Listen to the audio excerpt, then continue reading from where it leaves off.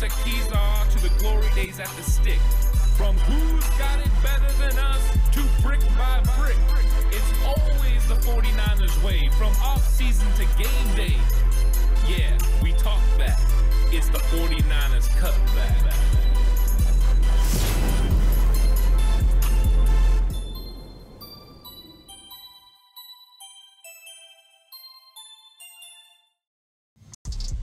It's 49ers Cutback Podcast time. Welcome to the show, everyone. The tale of the tape. 49ers versus Cincinnati Bengals, and what the numbers tell us about how the trends of these two teams are and how they win and how they lose. It's always a very interesting episode to go through because we get to determine how these teams just go about getting their victories. You know, what are the struggles they have? What are their strengths? What are their weaknesses? Who are the players that you really look at and say, hey, that guy could be a real problem for this team, or this matchup works in the favor of that team.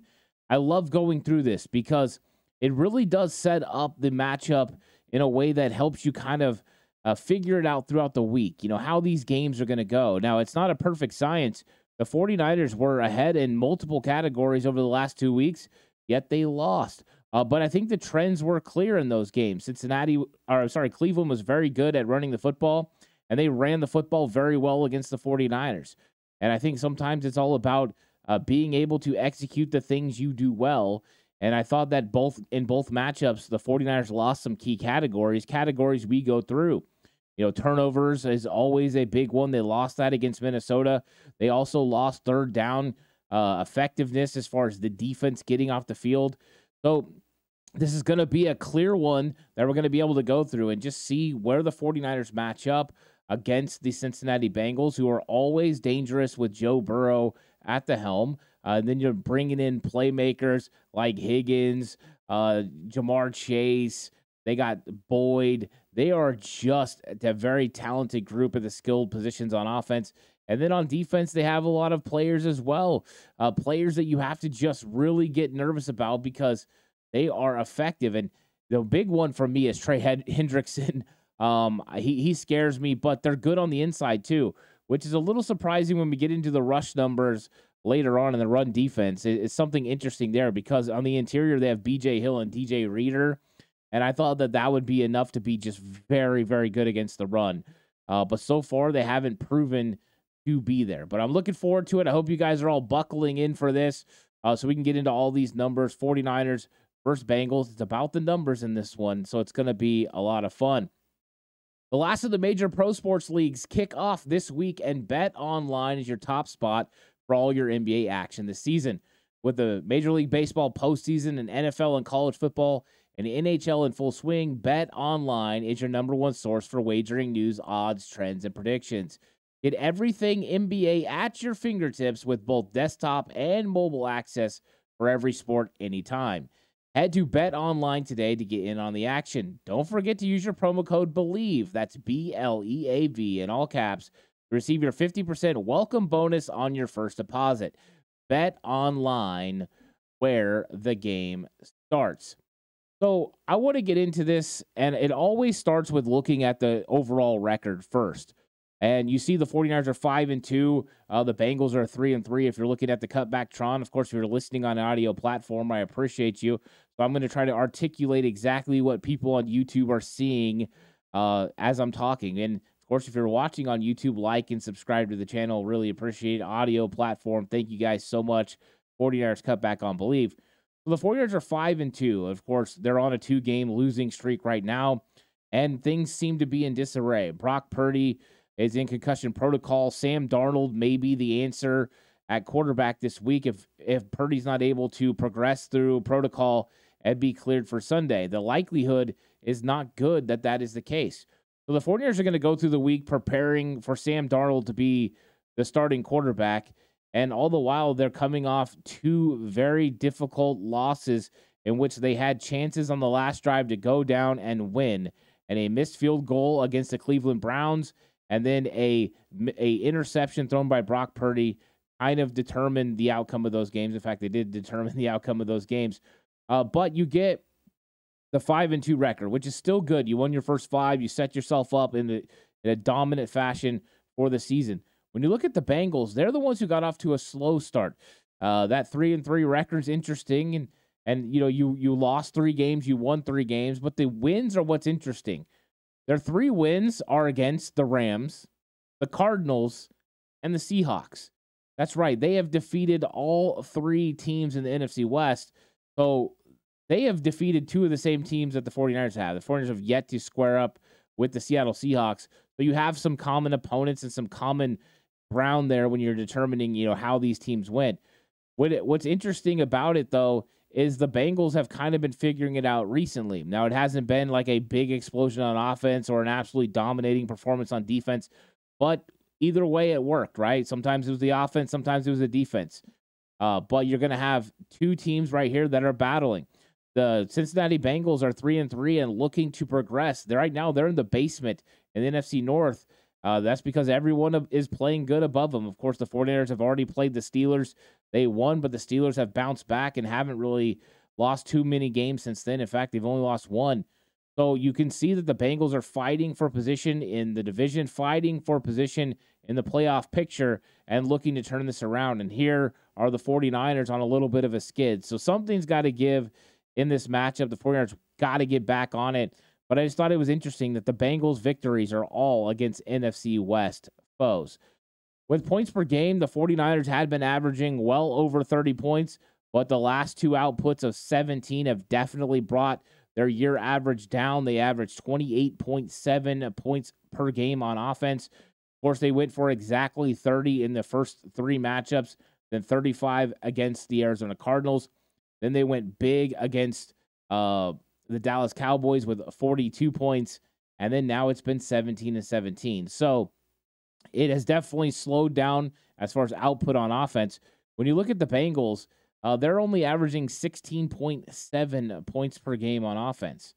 Not exactly a big number and what you would expect from a Joe Burrow-led offense. Now, he was dealing with a calf early on. I'm sure that limited some of his effectiveness as they tried to settle in. But they got weapons all over the place. They got a running back in Joe Mixon that's physical and fast. Got pretty good vision, so he's somebody you can't sleep on. We just saw Alexander Mattison have a good game against the San Francisco 49ers. We saw the run game for Cleveland get going just a couple weeks ago. The 49ers are going to have to make sure they pay attention to Joe Mixon, but that talent on the outside is where you really have to worry.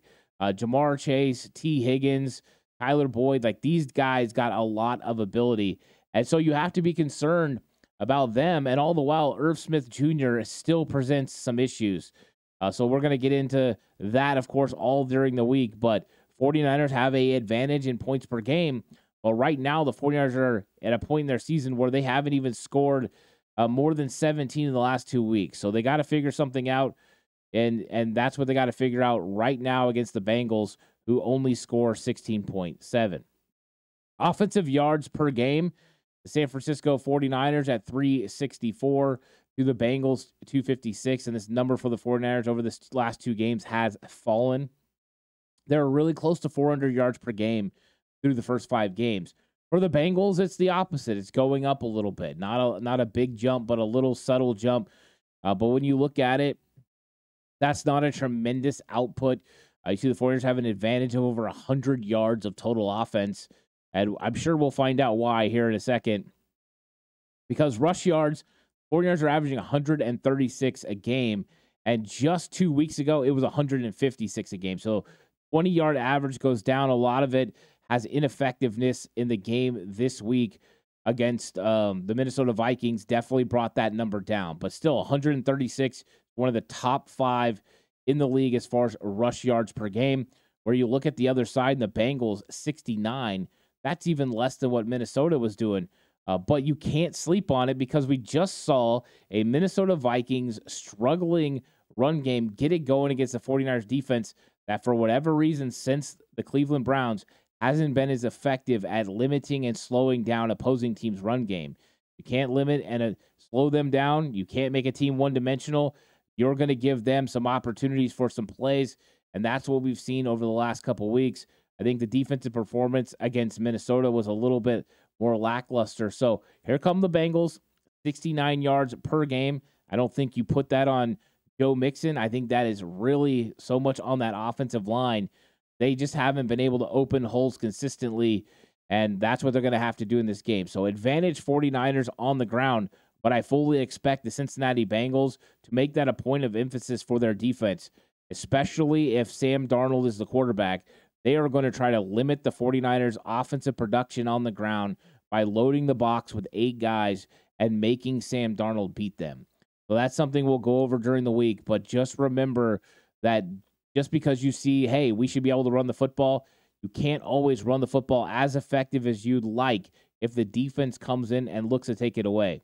Sometimes you have a dominant run game and just nothing the defense does. They have to sell out everything to stop it, and nothing they do can work out.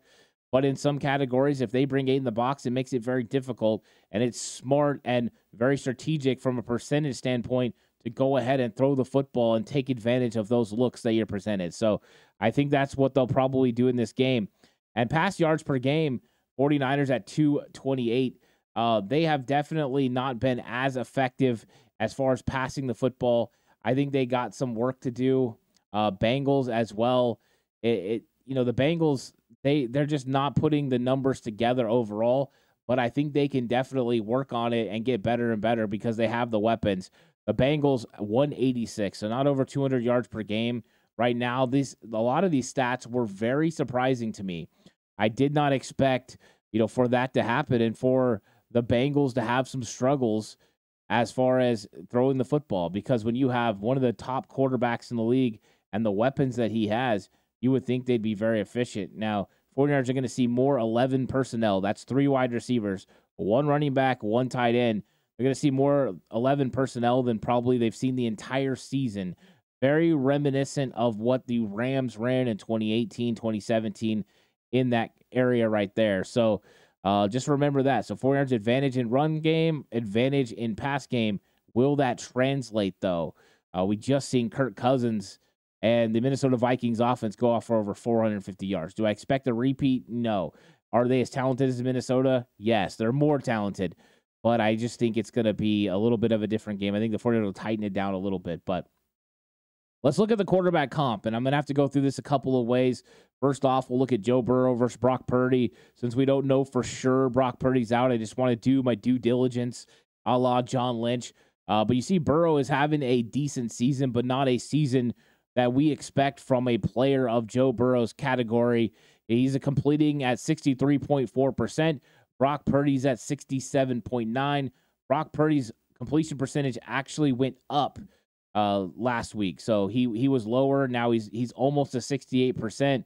So that was interesting. As far as yards, we know that the numbers total for Cincinnati's down. Joe Burrow, 1,230 yards through the air, with Brock Purdy at 1,668. Touchdowns, Brock Purdy 11 to Joe Burrow's 7. Interceptions, Purdy had 2 in this game, 3 in the last 2 weeks. That's got to be a little concerning. But with the concussion happening right before the first interception, I think the concussion may have played a part in Brock Purdy's ineffectiveness down the stretch.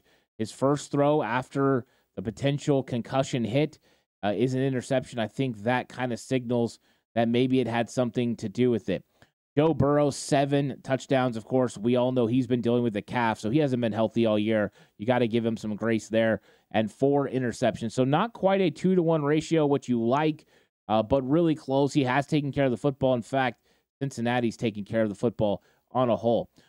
Joe Burrow, one of the things that always gets the Cincinnati Bengals is the pass protection. He has been sacked 14 times through 6 games, so that's something to remember. But Kirk Cousins had been sacked 15 times through 6 games, and the 49ers could not get home. The one big difference, though, the Cincinnati Bengals don't have a Christian Darrisaw. So the Minnesota Vikings were very willing to put Christian Darrisaw on an island all by himself and give help everywhere else and feel like they had a good chance to win. And for the most part, that worked. I don't think the Cincinnati Bengals have a player talented enough on the front line to do that. I don't think that they can count on Orlando Brown or Jonah Williams to do it. I mean, I think they're both good players. I just don't think that they could get it done at the level at which Christian Darrisaw was able to. So that'll kind of open some things up. And then quarterback rating, Joe Burrow, 79.8 to Brock Purdy's 107.2.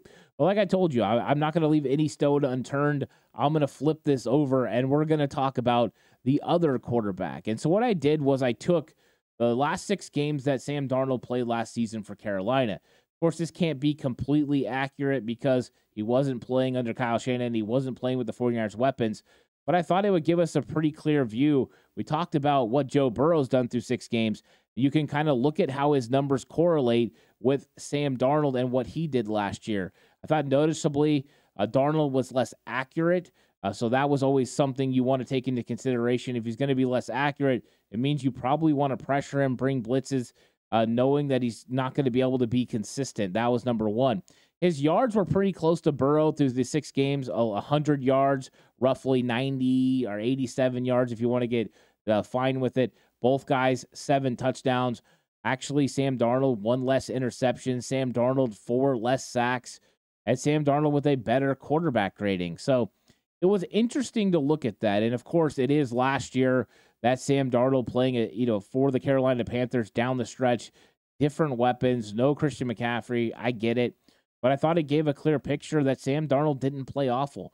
You would like to see his completion percentage up into the high 60s, and I think that's where Joe Burrow wants to be as well. They want to be up there in that 67 to 69 range, kind of where Brock Purdy is sitting right now, and they would feel comfortable. But you're seeing quarterbacks that are effective and efficient enough to make plays for their football team. So just a little glimpse at what Sam Darnold did last year in his 6 games compared to what Joe Burrow has done this year at his 6 games. Because, of course, Sam Darnold, no reps this year. Brock Purdy has handled business. So let's talk about third down conversions. So this is one of the ones that I'm always interested in is third down conversion percentage. Last week, bad for the 49ers as far as defensively. Minnesota Vikings were 8 of 13 on third down. They were fantastic. And when you consistently allow teams to extend drives by getting first downs and converting, it makes it difficult for your defense, but also time of possession, you eventually start wearing down. You limit the amount of possessions the 49ers offense gets. But the 49ers offense was very efficient on third down as well. They were 5 of 8 last week against Minnesota Vikings. So the trend continues. 49ers are at 45.3 percentage on third down, which is really good. They were 1 of 1 on fourth down last week. The Bengals on the other side, though, not converting at a high level. In fact, this is one of the lower conversion rates that the 49ers have faced this season at 33.3%, which means it should allow the 49ers to get off the field on third down. That was a big bugaboo against the Minnesota Vikings. The Vikings just kept converting on third down. The 49ers just never forced a punt. So I think that's something they need to do in this game, force punts and make sure they get the Bengals off the field. Now let's look at what the defense did. 49ers right now allowing third down conversions at 40.9% with the Bengals at 41.3%. It's basically a deadlock even amount that both defenses give up, right around 40%. Both of these teams would love to get it under 40%, even closer to 35%. That's where the elite caliber defense is. You give up about 35% on third down conversion rate, and then you get your offense up to close to 50% converting on third down, and that's winning football. And that's where both teams are working and trying to get to. But right now, a dead heat at about 40%. 49ers offense has the advantage, 45% they convert to the Bengals, 33%. So a little give and take there between these two teams. So now that we're in defense, let's talk about points per game. 49ers coming into last week were the number 1 defense in the league as far as points allowed. They were giving up 14.5. Now they are third in the league at giving up 15.6. That's still a great number. 15.6 is actually better than last year by over a full point. 49ers gave up over 16 points a game last year during the season. So they're still doing a good job. I know a lot of people are wanting to press the panic button and get worried about Steve Wilks, but they've only given up 23 points one time to the Rams and then 22 last week. Besides that, teams haven't even got to 20 against them. They've done fantastic this year, but in 7 games, they've given up 20 twice. I think a lot of defenses would take that. You look at the Bengals, they're giving up 21.2. So a big difference between these two teams as far as defenses points allowed. 49ers need to make sure they get well over 20 points in this game to be able to hold off Joe Burrow and that Cincinnati Bengals offense. As far as yards allowed per game, you can see the Bengals give up a little bit more than the 49ers. It's not a lot, 53 yards, but 49ers have given up too many yards over the last couple weeks. Not usually worried about yards. I'm more worried about points that are scored.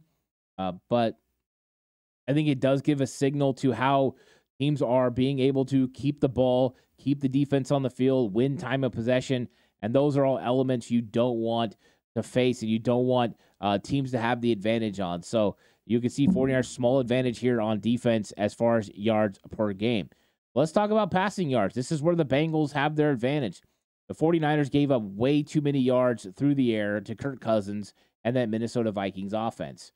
So you see right here that the Bengals defense plays pretty good to where the Vikings were. The Vikings gave up 212 yards per game through the air, and now you see the same thing with the Bengals pretty close.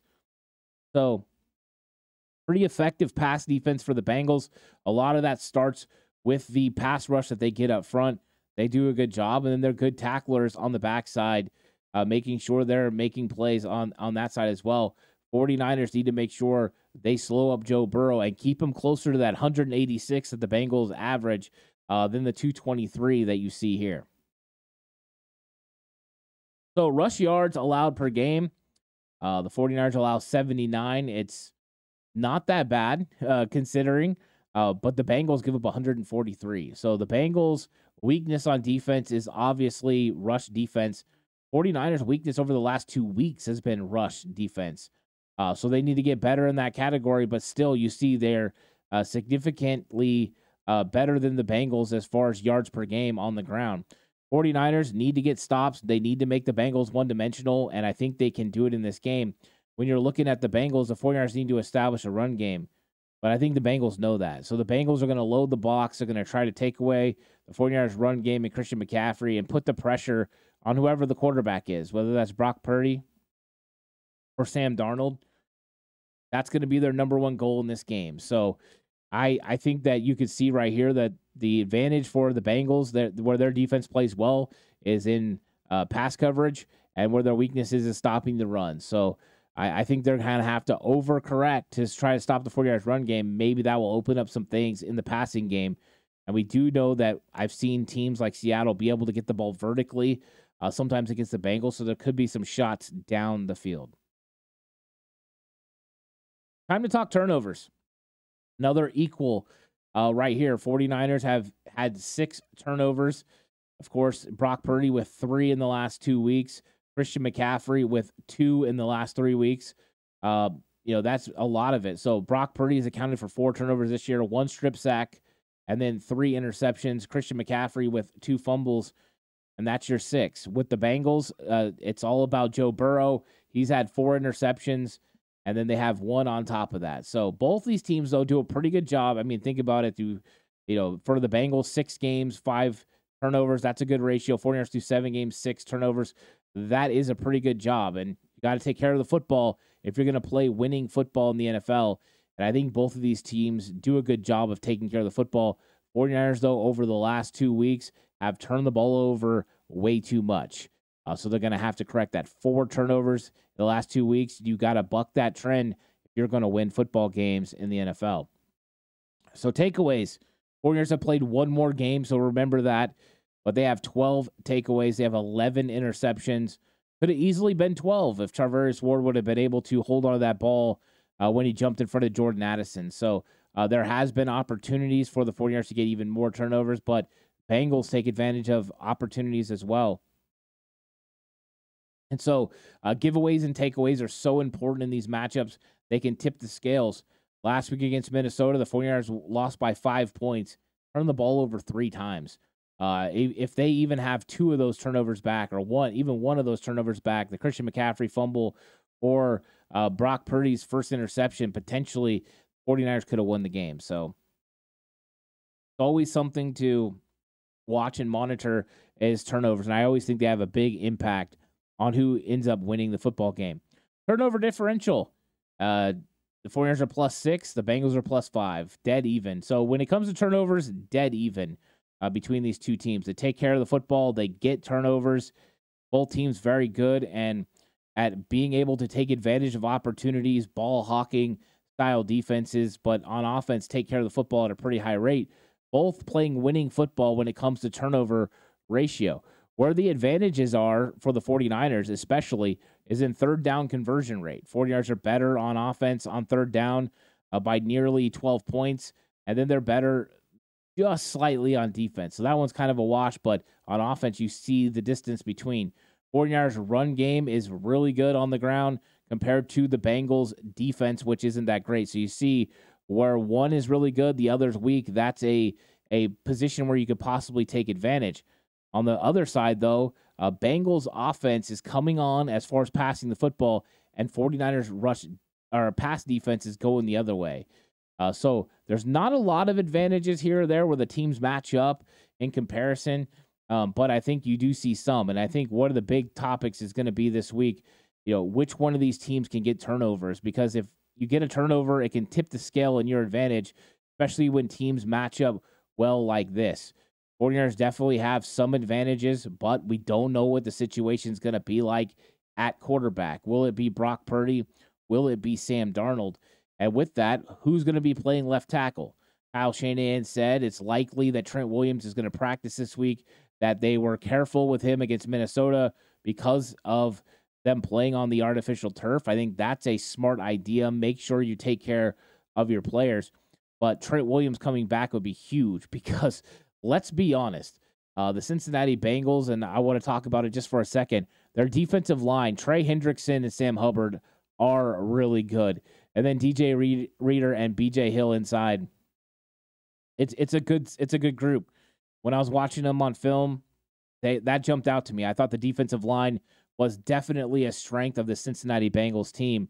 And so when I was watching them, I'm like, okay, the 49ers need to make sure they can go ahead and limit the effectiveness of that defensive line. One of the best ways to do it is get a run game going. They give up 143 yards a game. That's nearly the 49ers average on the ground. So get a run game going and take advantage of their linebackers. Logan Wilson, Jermaine Pratt, Akeem Davis Gaither. Take advantage of those guys and find matchups for Kyle Juszczyk, for George Kittle, for Christian McCaffrey out of the backfield, but also being able to run against them. This is the time you unfold your full run game, everything you got to put pressure on these guys to be able to make plays. So I like that, and I think if you can take advantage of those linebackers, some of the guys on the back end will give you some opportunities. I like Cam Taylor-Britt a lot. I liked him coming out of college. The belief is the 49ers were going to draft him, and he got drafted 3 spots before. And then Awuzie, I think, is somebody the 49ers can get. Seattle got him a couple times, but they're very good. So they're going to be a sound defense when they're out there. You have to take advantage of running the football.